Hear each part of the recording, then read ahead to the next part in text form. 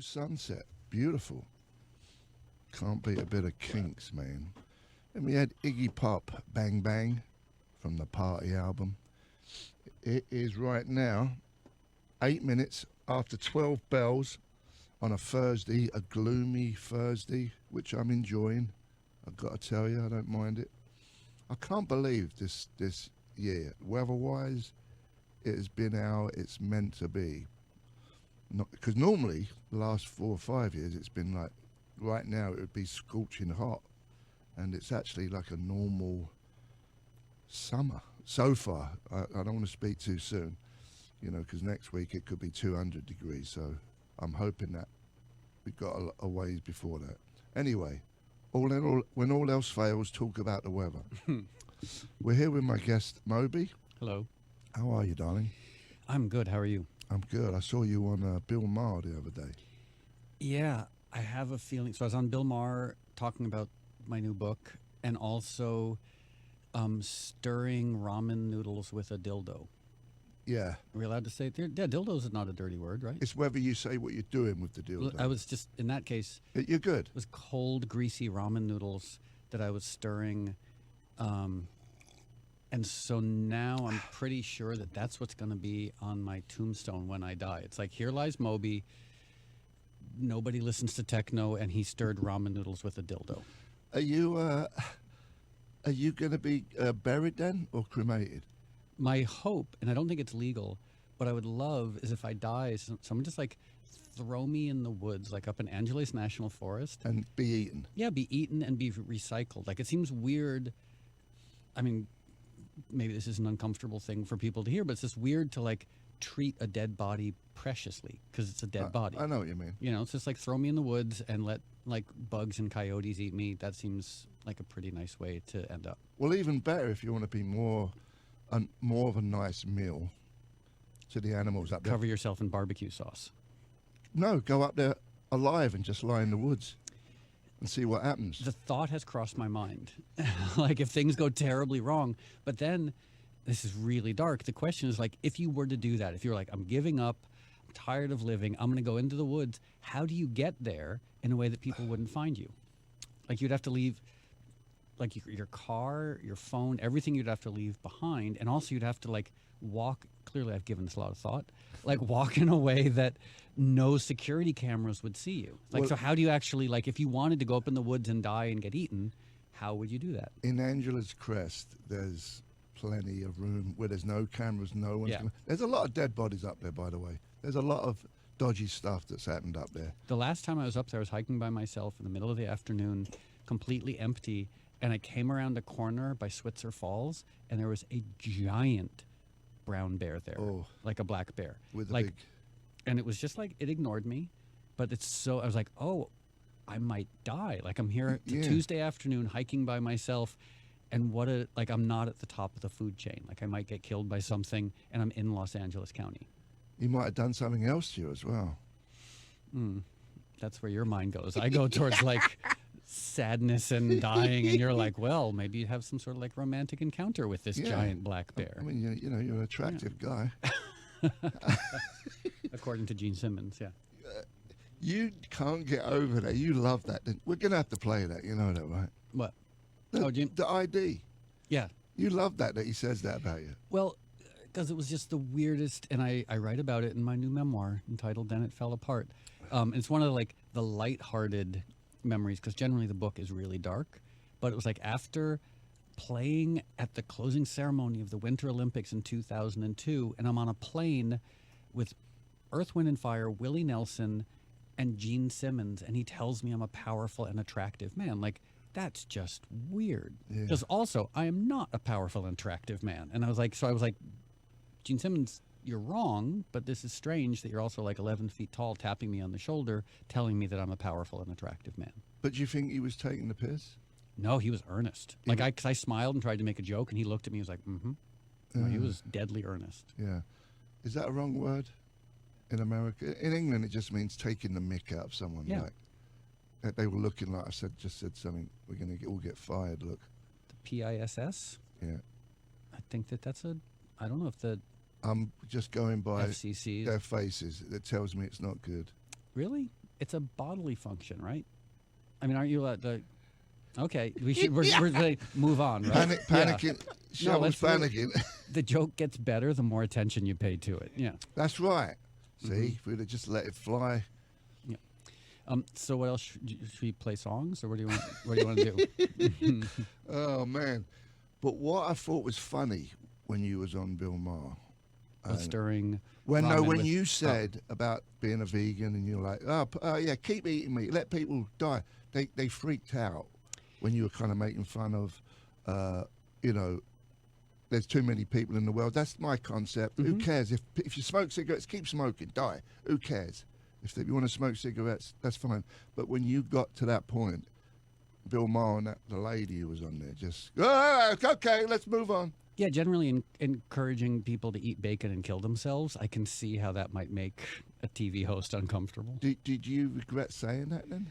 I mean, I do sometimes have what I think of as like public speaking Tourette's. Yeah. Where like you put a microphone in front of me Yeah. and like the uncomfortable thing that you're not supposed to say is the first thing that comes out of my mouth. Yeah. So I don't know about regret. I mean, most people would regret stirring ramen noodles on TV with a dildo. But like when you do an interview, then you get off and then you reflect. You're like, maybe I shouldn't have said that, or I should have said this, or do you ever get in that space? Oh, I mean, I spent my entire life being that. like self-critical and self-loathing. Yeah. So it's like, it's rare to have any experience and think, oh, I did a good job. Yeah. Like, I wouldn't even know how to have that conversation with Yeah. myself. Was it nerve-wracking being on his show? The only thing, because I'd done politically incorrect a few times. Right. And I grew up in a house where no one ever yelled. Like in my family, like people yelled once a decade, and it meant that like the apocalypse was coming. Yeah. So when I was on politically correct, it's all these people yelling back and Yeah. forth, and it made me catatonic. Yeah, yeah. So doing Bill Maher, I was a little scared that it was going to be that. Like me trying to like get a word in edgewise, which I just don't know how to do. Yeah. But in this case, Bill and I get along great. And Yeah. it's also, he's probably like one of the most erudite, just brightest comedians and commentators. Yeah. And so there's that hope that like you can rise to his level of erudition. Yeah. And I don't think I did, but he's so funny and so sharp that that's intimidating. Yeah. Did he, what was he going to say? Oh, I completely forgot. You threw me with that last smart word you just said. But we also, so now. Oh, yeah. How did you get on there? Did they call you, or did you got a publicist who throw you? That's a good, I don't know. Throw It you- just, I mean, this sounds like a bad cliche, but like stuff shows up in my schedule and I go to do it and I don't know who set it up or why I'm going. I also like, one of the things I like about doing that show is it's next to Erewhon on Beverly. It's in the CBS Center. Oh, that's where it So I is. was able to go like grocery shopping Yeah. in between like rehearsal and the show. Yeah. So that was like a double bonus. Like you get to do Bill Maher and do grocery shopping at the Yeah. same time. I like that one on Beverly. It's a bit hip, but it's open till like midnight every night. Ear one. Should we go back and talk about the weather?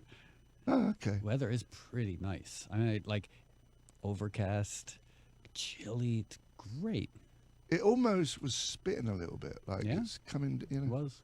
It was that word we're not allowed to say. The PISS Down. word. Yeah. Sorry. Went back to the thing that we're not supposed to. So it's Yeah. the 20-year anniversary of the album Play. Oh, Okay, Okay. so we're going to play Porcelain. Yeah, sure. You don't mind? That's fine. I mean, I guess well, hopefully people like the song, but the fact that I recorded it in my bedroom, and when I released the album Play, I was going to leave it off of the album because I didn't think it was a very good song. Like it certainly was not mixed well, and my voice sounds terrible on it. But my manager talked me into including it, and I guess in hindsight, I'm glad that he did. See, they do earn their money sometimes, managers. They did. Sad but true. You know, Hmm. managers. Jonesy's Jukebox, KLOS. You're listening to Jonesy's Jukebox, KLOS. That was David Bowie from his last album, Black Star. That was Lazarus. Gorgeous. Then we had Moby, Hello. Porcelain, from the album album, Play, released 20 years ago this week. I'm very old. Did time fly? Yeah, time. Sometimes it flew. Sometimes it dragged. I mean, like, especially pre-sobriety, Yeah. when you're like lying in bed and you're like crippled with a hangover and you're taking Xanax and Vicodin to just sort of like make it through the next 5 minutes. Like, then time dragged. I find time drags when you're not having fun. When it's in the back, like if you was in you're put in prison, you've got put in a jail, right? Then time seems to, I bet, slows down. I bet it takes forever. Yeah, or you're in like Burbank Airport and you need to fly somewhere and your flight has been canceled. And so like you're sitting there and you're hungry and you're drinking like coffee bean and tea leaf coffee to just sort of like pass the time. That's a long time, right? Yeah, then like time drags. And it's funny because it's all in your head because it's the same time as any other time. And it all leads to the same place. Yeah, but Death. yeah. Do you like flying? I'm not afraid of it, but I don't like it. Yeah. I don't like, I mean, like, I don't know if the only time, and I'm going to sound like a bourgeois jerk, I've had the opportunity to fly on like a really fancy airplane to Australia, like the A380 first class. That's very nice. You have your own little pod. And at this point, I can just hear anyone listening is like, oh, wow, they thought they hated me before. But now that I'm like saying how nice it is to fly first class to Australia, they hate me even more. So what airlines? Qantas? Qantas. And and I'm not a shill for Qantas. I'm not, but like that's pleasant as opposed to like, you know, middle seat economy on Delta for 5 hours to New York. Like that makes you want to blow your brains out. Sitting next to some businessman where he's had a couple of drinks and he's telling you your life story. Yeah, and like sort of spitting on you, and then like then there's a kid behind you kicking your seat. Like that's terrible. So I'm not afraid of flying, but I think I have like a rational reaction to being in a middle seat in economy, having someone behind me kick my seat while someone farts next to me. Listen, if anyone had a choice, they would all be up front. Mm-hmm. If everyone had a choice, they would all be up front. Well, this is what I don't understand because I spent most of my life touring, and so as a result, I hate airports and I don't like hotels. Yeah. And the thought of traveling, like to me, the greatest luxury is like going to sleep in my bed, waking up in my bed, and having a leisurely breakfast, watching Stephen Colbert on YouTube. Yeah. Like when people like pay to leave their house and go to an airport, I almost want to like offer sympathy to them. Is that why you don't tour? Just to avoid. It's also so repetitive. You know, like touring, as you know, it's like year after year. It's the same thing with diminishing results. Yeah. You know, like in 2001, I was touring and like headlining festivals. 2005, you're touring and you're like third on the bill. Yeah. 2009, you're doing like the same tour, but you're eighth on the bill. And like, why do I keep doing the same thing? What does that tell you? That I'm getting old and becoming less relevant. Oh, I feel you though, man. Especially these days, it seems like planes seem to have a lot more problems than they used to. I think that's got to be the number one way I wouldn't want to die, is being on a plane. The pilot says we're going to crash.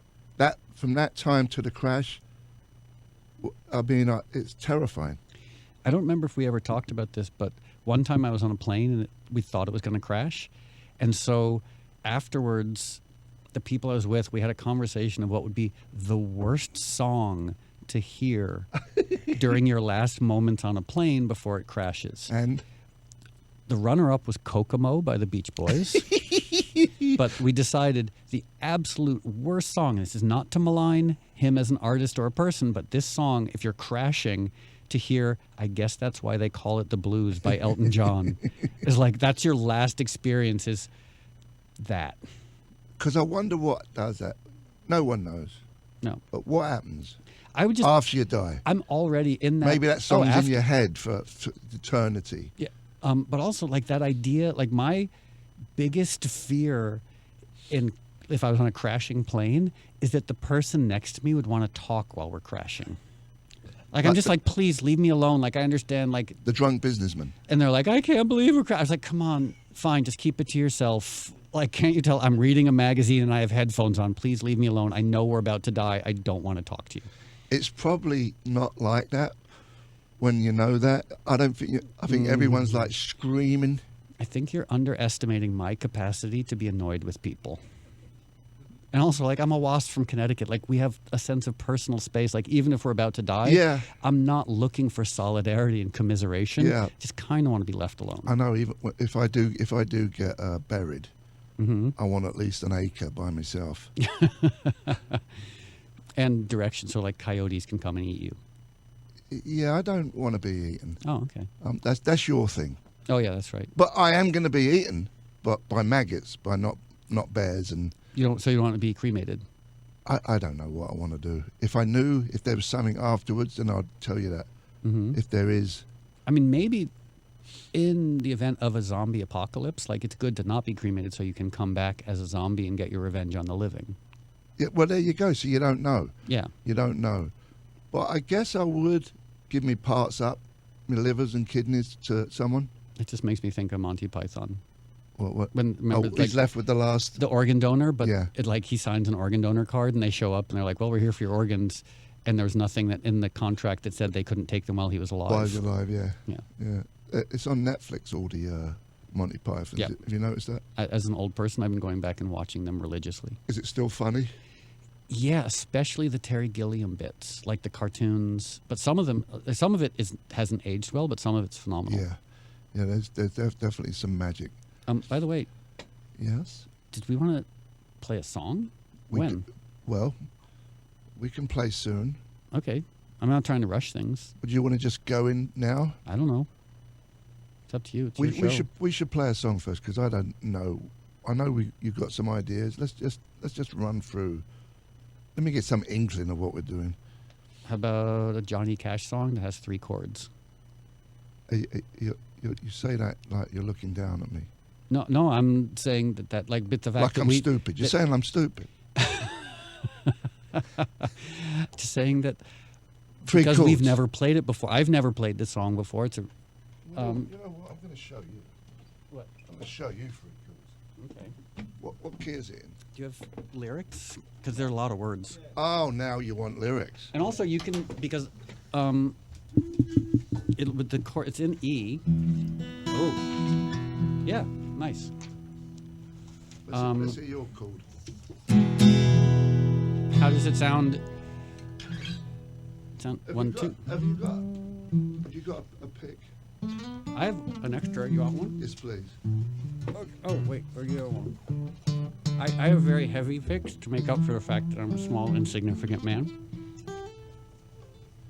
And we can also like maybe have a little intro where you do a solo, and then how about a middle section where you play a solo? Okay. Okay, So you know how this goes, right? sort of.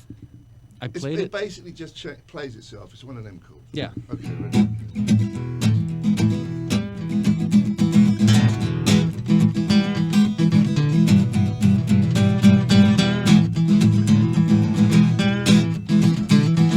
See, that sounds good, right? Does that sound okay? Some reverb? No, it sounds. I mean, I think it sounds pretty Well, good. yeah. I'm just talking about like the fact that we've never played it doesn't matter because it sounds nice. No, do you want reverb on your voice? Let him hear it. I've got to. Let him hear it.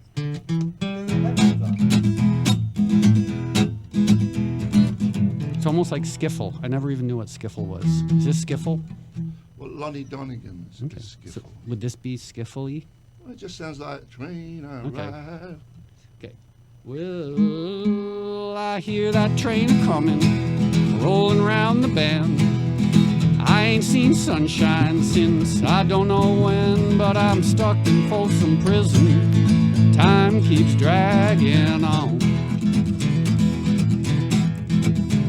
I hear that train rolling on down to San Antonio. When I was just a baby, my mama told me, son, always be a good boy, don't ever play with guns. But I shot a man in Reno just to watch him die. I hear that whistle blowing, I hang my head and cry. You want to do a solo? 2, 3, 4.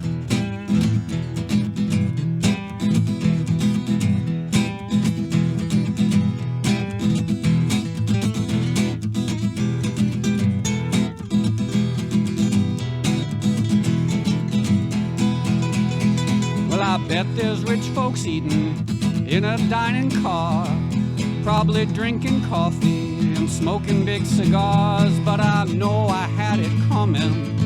I know I can't be free. Those people that are moving, that's what tortures me.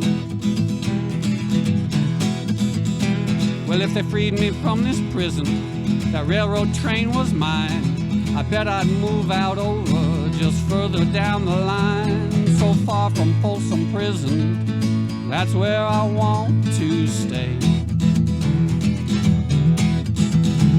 I let that lonesome whistle blow my blues away.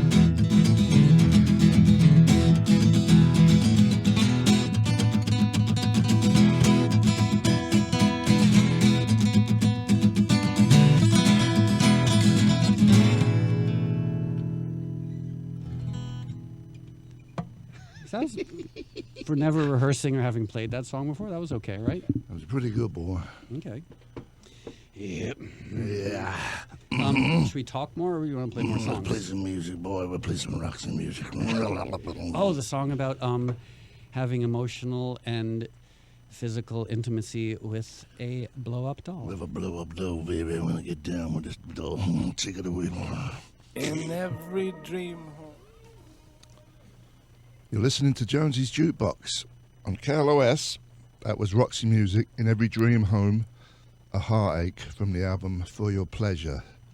That was their second album, and we're here with Moby. What did we play before that? Folsom Prison?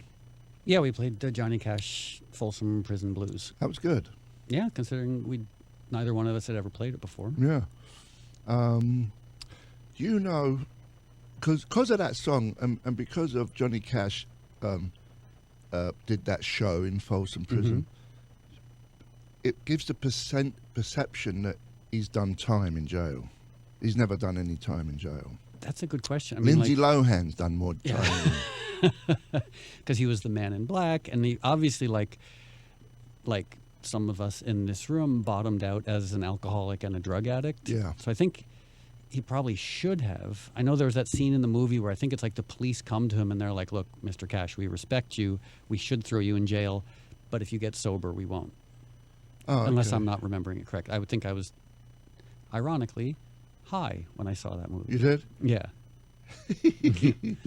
We played a prison, Sex Pistols, early on in England. It was called why'd I bring it up? And I don't know the bloody name. It was a maximum prison. Jesus. Have you ever played any prisons? No, I made a music video in a women's, like an abandoned women's prison. It was a video for Natural Blues, and A video. yeah, That's make believe. It was complete make believe, but because it was abandoned, we went like the basement. There were these restraining rooms that had been empty for 20 years, and they're all like moldy, and it was one of the scariest places I've ever been. And this is an empty, decommissioned prison. Yeah, Chelmsford prison. That was very early on. Yeah. I'll never forget the day. This was the day Cookie just passed his 4-year apprenticeship with as electrician for Watney's Beer Company. Mm-hmm. And on that day, he was drunk. So we were playing that night at Chelmsford prison, and he was drunk and he fell off his stool. And I don't know about you, if anyone else has played prison. Sorry, there's always the one nut job who gets up and starts dancing. I think that's true for almost any sit-down show. Yeah. Like I played at the L.A. Philharmonic with Dudamel, and during the last song, one guy out of the 5,000 people there stood up and started dancing. Yeah. This guy was like a long-haired guy, and there's always, he's doing like the Hawkwind dance with his hand in the hair, and it was fun. It was fun. I'm glad that we've played a Nick. You know, it's part of the ticking the boxes for me. Yeah, I actually want to do H&I hospitals, institutions. I want to start doing prison reach out, like 12-step stuff. They're good. They're good. I've never done that. I'm like kind of scared to do it, but it seems like if you're going to be of service, that seems like a really desperate need to be of service. No, it's good, and you feel grateful when you leave out the door. Yeah. You know, because it could go either way for you and me. Oh, without question, yeah. without any control if we were still drinking and using. I remember one time in D.C., I was staying in a hotel, and the bars were closed, so I broke into a bar to steal alcohol. Yeah. And I remember afterwards, like walking away with the bar, I was like, oh, I just committed like 3 or 4 serious felonies for which, like burglary tools, breaking through a lock.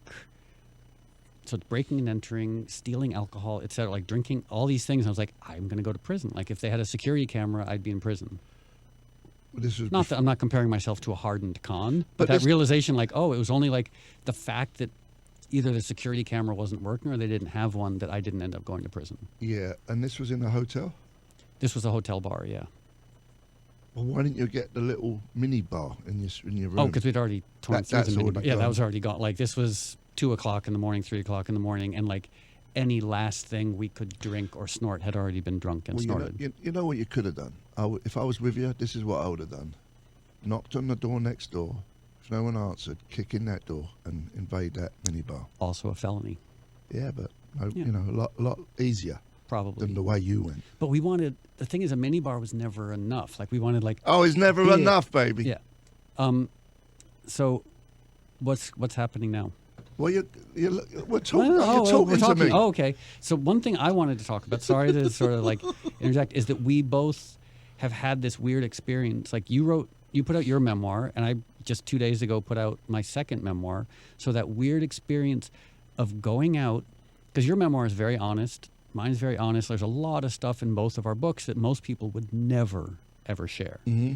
And going out and talking about that in public is such a weird, especially like, did you ever have the experience where journalists would almost feel like they weren't allowed to ask you certain questions because they were too personal? No, not really. I Okay, mean, so that question went nowhere, sorry. I mean, you You're know, a terrible interview subject. listen. When my book came out and I did the whole book tour, one of the first questions they ask you is the most thing in there about being molested. Yeah, They go straight to it. They don't fart around. because in mine, that's one of my early chapters is also being molested. And that's the one people are like, oh, are we allowed to ask about that? I mean, there's certain things, like there's one chapter where I was sort of blackout drunk and I touched Donald Trump with my flaccid penis. Yeah. A lot of people have been asking about that. Yeah. But it's the more like my suicide attempts, abuse, those are the things where like the journalists are a little more hesitant around. Yeah, yeah. Let me ask you something. If you get molested by a bear, Yeah. Does it count? is that being molested? Is No, that? I think it's just the natural order of things. It's like if you're an attractive man walking through the woods, a bear, like it's just their natural response to like attractive gentlemen such as us. Well, no, not you. Like, I Obviously, couldn't- not you, because he didn't want you. I couldn't claim Me Too if I had been molested by the bear in Angeles National Forest. Unlike Donald Trump, who can claim Me Too for me. Yeah, but he didn't fancy you, the bear. What are you trying He to say? let you go. Right? If he was an I attractive, felt, powerful I felt man. bad about myself to begin with, and you're just reiterating the fact that this bear didn't find me attractive. Like, thanks. We're going to visit the Duke. What a way to spend my afternoon. We're going to visit the Duke. We're here with Moby, Jonesy's Jukebox, KLOS. You're listening to Jonesy's Jukebox on KLOS. Excuse me. That's the Clash, White Riot. Before that was the Kaiser Chiefs. I Predict a Riot. And then we had Mick Ronson's version of White Light, White Heat. And then Moby, Southside. Hello. How are you? I'm fine, thank you. That was the only thing I believe I have in common with Jimi Hendrix is that technically he and I were both one-hit wonders. And what I mean by that is we each only ever had one top 40 song. Of course, Jimi Hendrix is better at me than everything, but Purple Haze was a top 10 single, and that was Southside was my one and only top 10 single. And that's one of my favorite Jimi Hendrix songs. It is pretty special. It's in my book. Mm-hmm. You have a book. Yeah. Just came came out out. 2 days ago. Then It Fell Apart. It's a memoir about It's a- everything like Yeah. fame and abuse and alcoholism and drug addiction and bottoming out and waking up on a tour bus covered in poop and not knowing whose poop it was and touching Donald Trump with my flaccid penis. You know, The usual stuff. the usual stuff. Now, you say 100% of the profits go to animal rights organisations. That is correct. Do you make money? You just give it away? At this point, I try to give everything away. Like my restaurant, Little Pine in Yeah. Silver Lake, where I see Shovel. 100% of the profits from that go to animal rights organizations. My last 3 albums, 100% of the profits went to animal rights organizations. I've lived in a simple little house in Los Feliz, and I've got a pretty simple life, so I'd rather just take the money that I make and try and do good with it. Yeah. And also, it's easier if I say like 100% of profits. It's just an easier number to remember than like 10% or 20%. Not to malign anyone who gives any percentage, but like I just rather give it all away. Yeah. I think you should change that to 120%. But it kind of makes me think of, speaking of The Clash, who you just played, that Jail Guitar Doors, there's that verse about I love that song. the guy, you know, like, let me tell you about, no, there's Wayne who did the deal with cocaine, but the other guy who like wanted to give all his money away and he got arrested for it. I don't know if that'll happen to me, but I still just like the idea of like, rather than me spend money on stupid things, I'd rather try and support organizations who are doing good work. Okay, so when you die, what are you going to do with you're going to do a will? I have a will, yeah. When there's a will, there's a way. There's a, yep. And what are you going to do with it? The will. Am I in it? You are in it, yeah. Because you there's a thing in your new book about the Sex Pistols. There's a thing. It's about the Sex Pistols, and more specifically, this is interesting. I'm 53 years old. When I was 13 or 14, I borrowed a friend's copy of Nevermind the Bollocks, and it was the first time I had heard punk rock in my house.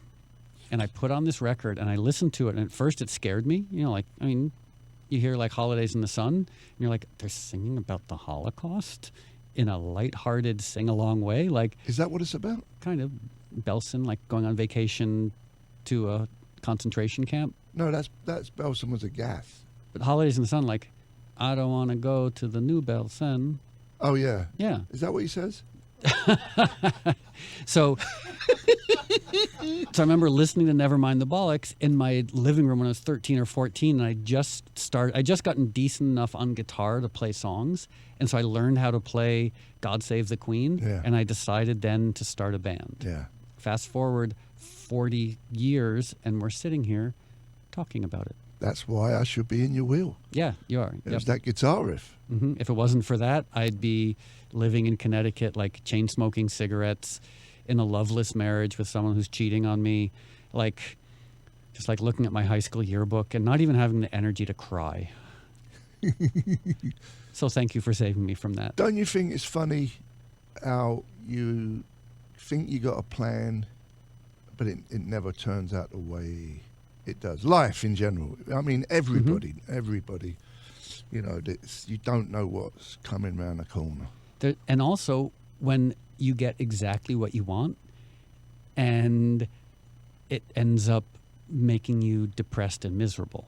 Like for example, like when you and I were growing up, learning how to play guitar, if someone had come to us and said, oh, at some point you'll make records and you'll go on tour and everything will be great. Yeah. And it is for a minute, but it also like ends up not being anything like what you expected. And that's really like, Los Angeles is like ground zero for that. Like the public figures who thought, if I can just get there, that's going to make me happy. If I can just get that. And Yeah. then when you get there, then you realize it ain't happy. But if I can just get to this other thing. yep, And the truth is, I've never been happy. you're happy right now. Not really. Oh, okay, sorry. I'm kind of I blame myself. I'm okay.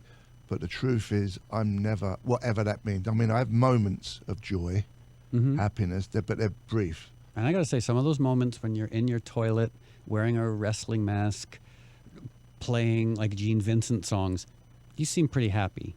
It's a facade. You know, it's Instagram, baby. It's all a facade. Well, I don't know. All I can say is those moments, like when you're running down the beach and you have your bathing suit pulled up, Up to my knockers. it makes me happy. That is funny. Yeah. But comedians are miserable sods too, though. Yep. All of them, you know. If I'm by myself all the time, if I count the amount of times where I'm at peace, they're few and far between. I'm okay. You know, I'm okay. Mm-hmm. You know, it's okay being sober 28 years. But if I'm really honest, I'm not just walking around in a cloud, you know. But I don't know. I think for me, what is in a way nice about that is being reminded that no one is. Like, I think the human condition is basically like we're born and we're confused and we don't know if our lives have meaning. Right. And then everyone around us dies and then we die. Yeah. And so it's like everybody on the planet, if you're not confused, you're either medicated or a sociopath. Yeah. Yeah. Because, you know, the story was told in the 50s to leave it to Beaver. This is how one should live. This is how you should have a family, and this is how it should live. Everyone, leave it to Beaver, which is just, it's like Instagram. It's a fantasy. Yeah. It's not real. And the really insidious part of that is like my friends who don't have families feel really inadequate, like they're missing out on something. Yeah. And my friends who do have families are miserable because families can be like, I mean, families can be great, but can also be like really sort of, confusing. And I mean, my family wasn't great when I was growing up. So the people who have it are miserable. The people who don't have it are miserable. And that's why you should just be happy putting on a wrestling mask and singing Gene Vincent songs on the toilet. Yeah, when I do it, it's fun. And I like reading the comments. This is the funniest thing. I like to make people laugh. That's one of the things I like, and also there's the validation of people liking it. That's you know, and it's an outlet for creativity as well. That's another part of the whole thing. You know, don't have to go on the road when I'm in my toilet doing a thing with a mask on. You know what I mean? So, what are we doing? We visiting the Duke? No, we're playing some music. Do you want to play a song that we've never played, Whatever you want. or at least I've never played? No, it's good. Okay. I like this. Just do it and see what happens. Okay, so it's a Lou Reed song. Okay. And we were saying earlier, but not on mic, is that I spent a lot of time with Lou, and I was always so surprised that he wasn't mean to me. Yeah. Because he could be really mean to people, To a lot of people, and it was nice, but it was always very confusing to me that he didn't hate me. Yeah. And I had that one amazing night where I had dinner at David Bowie's house with Lou Reed and Laurie Anderson. Yeah. And David Bowie was obsessed with Lou, and you could tell he really, like, Lou's opinion meant a lot to him. Yeah. For sure. He gave off that thing, though. You wanted to please him. Yeah. He gave off that vibe, Lou. Let's come back from the Duke. Oh, we're going to go to the Duke now. We've got okay. to go to the Duke. Okay. We're going to come back. We're going to play that A song. Lou Reed song. Take it away. Southern California, 95.5 KLOS. Okay. As promised, We're going to play a Lou Reed song. yeah, Moby and Jonesy are going to perform a beautiful Lou Reed song That we have not rehearsed that we have not rehearsed, and it's in the key, of A. not as the key as the actual song. So, Yeah. but I think we're, you know, would you call yourself a professional musician? I believe, yes. Yeah. Yeah. I mean, it's 3 bleeding chords. What are you going to do? Well, 4, because there's the F sharp minor. There's 4 chords. Yeah. Oh, Mainly you, 3, but there's... You didn't tell me that. Okay. Ready? So nice and slow and pretty. Should we just stay in A for a minute?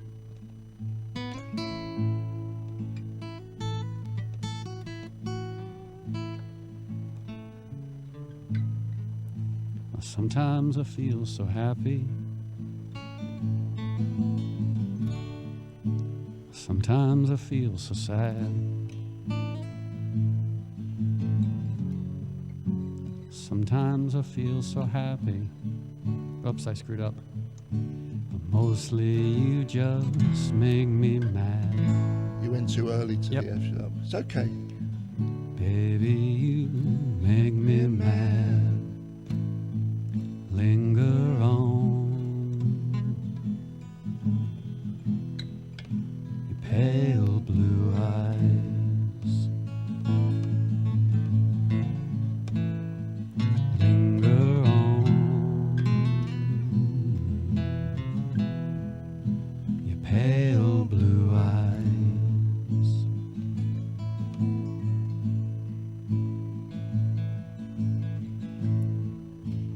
Thought of you as my mountain.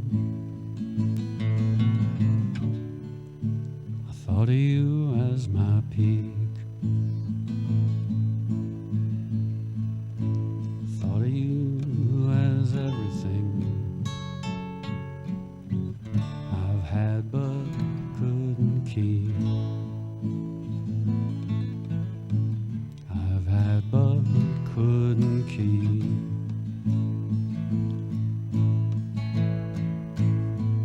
Linger on,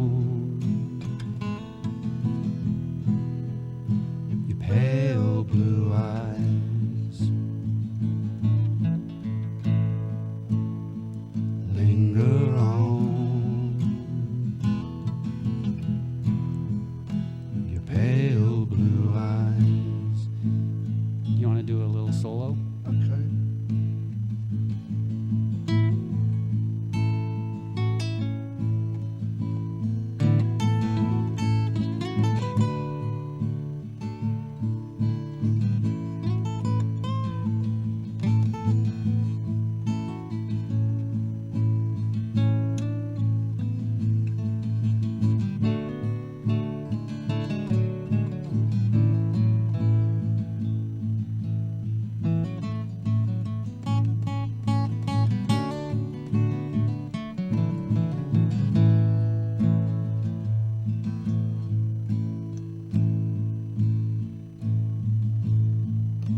If I could make the world as pure,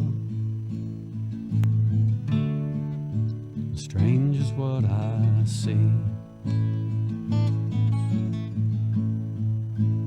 Put you in a mirror, I put in front of me. I put in front of me.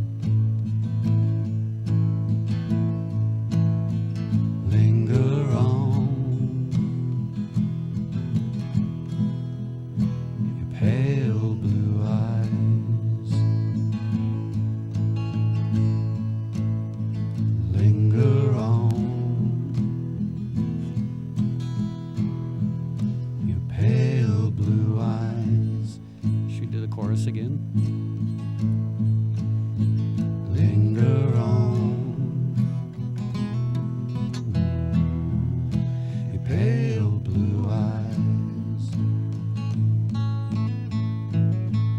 Linger on, your pale blue eyes.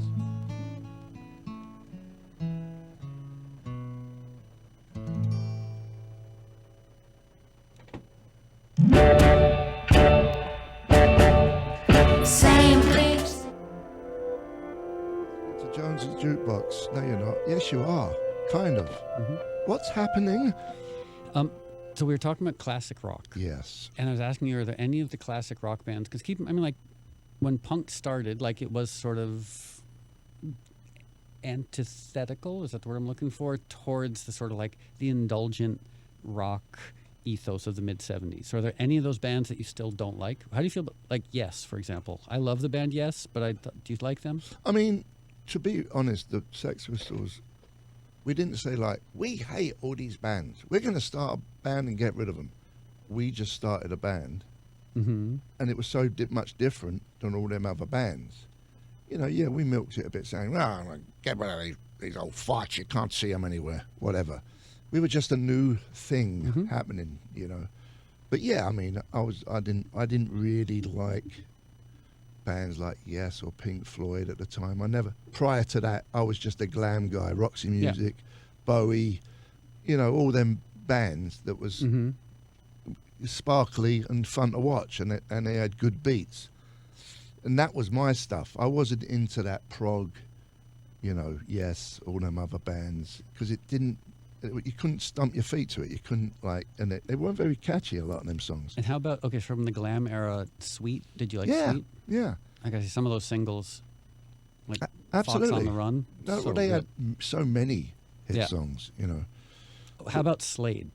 Loved them too. Okay. Mott the Hoople, I love. Even Slade, like I just recently reheard that Run Away. Yeah. So good. Yeah. Dun, dun, dun, dun, dun, dun, dun, dun, dun, dun, dun, dun. It was like Big Country. Yeah, and it's got a bagpipe solo in the middle. Even more like Big And a Country. great video that just makes no sense, like the least attractive rock stars of all time. Yeah. Not a good looking band. Yeah.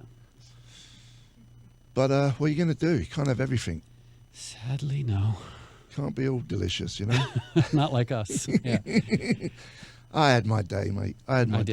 didn't. Now I look like an old fuck. Thanks for coming by. That was really fun. I hope. I like that every time we meet up, we play songs that neither one of us has ever really played before. Yeah. Well, the good news is we know both the songs. So I'm a Heard fan them, of Lou yeah. Reed, you know, so it's not like a stretch. If you know the songs, you kind of know how it goes. Remember, it actually made me a little nostalgic because the last time I saw Lou was leaving a meeting in New York. There's this 12-step meeting, the French church that we used to go to. Yeah. And the last time I saw him, he gave me a big hug. Like more than normally. I mean, we were always very affectionate, but like it's a really sweet, big hug. Yeah. Why do all the good ones die? Why can't like the terrible, evil ones, like the hosts on Fox News, like why can't they be the ones who die? Not wishing that they would die, but Well, I'm saying it wouldn't be bad if they did. But listen, as you said earlier, like Sean Hannity, why is he still breathing and Lou Reed is dead? listen, Oh, sorry. we're all going to die at some That point. is It's true. just a matter of time. Why can't Sean Hannity be raped by a bear in Angeles National Forest and David Bowie still be walking around? I don't Just know. saying, these are legitimate questions. I want answers. Okay. You know what? Is this when you open the door and you kind of kick me to the curb? I assume so, yeah. I'm going to give you a plug Okay. in Angela's Grant. I'm ready.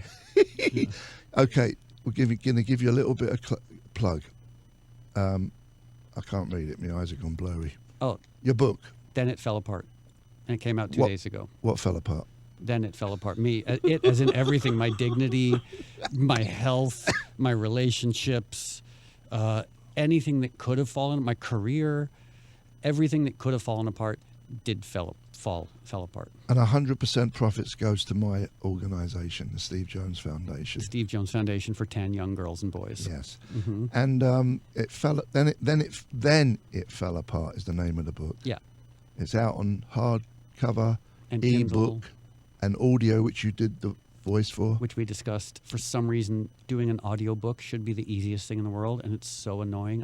I have no idea why, but it's just annoying. And not only that, you've done it twice. Yeah.